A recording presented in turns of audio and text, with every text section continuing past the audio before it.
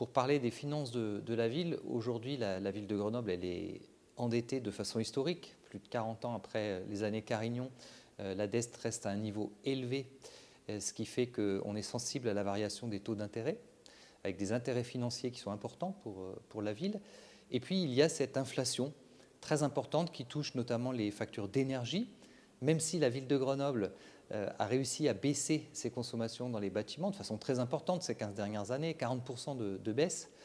Néanmoins, entre l'année dernière et cette année, la ville est touchée par une hausse de 5,6 millions d'euros sur l'énergie. Et donc, nous faisons face, en plus de la hausse du point d'indice des fonctionnaires qui est déterminé par l'État, non compensé à la ville, à un ensemble d'inflation qui touche le budget de la ville considérablement.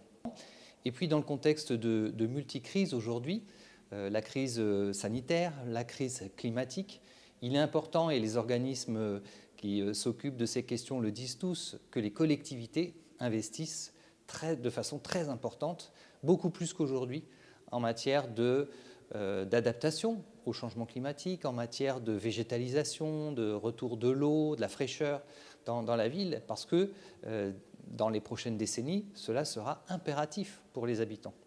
Et donc, on a d'un côté une situation d'inflation, un besoin d'investissement, et puis, dans le contexte général, il est important aussi d'avoir un bouclier de justice sociale, de justice climatique. Ce sont les 3 piliers que nous mettons en œuvre dans le budget 2023. À peu près équivalent, de l'ordre de 12 millions d'euros chacun.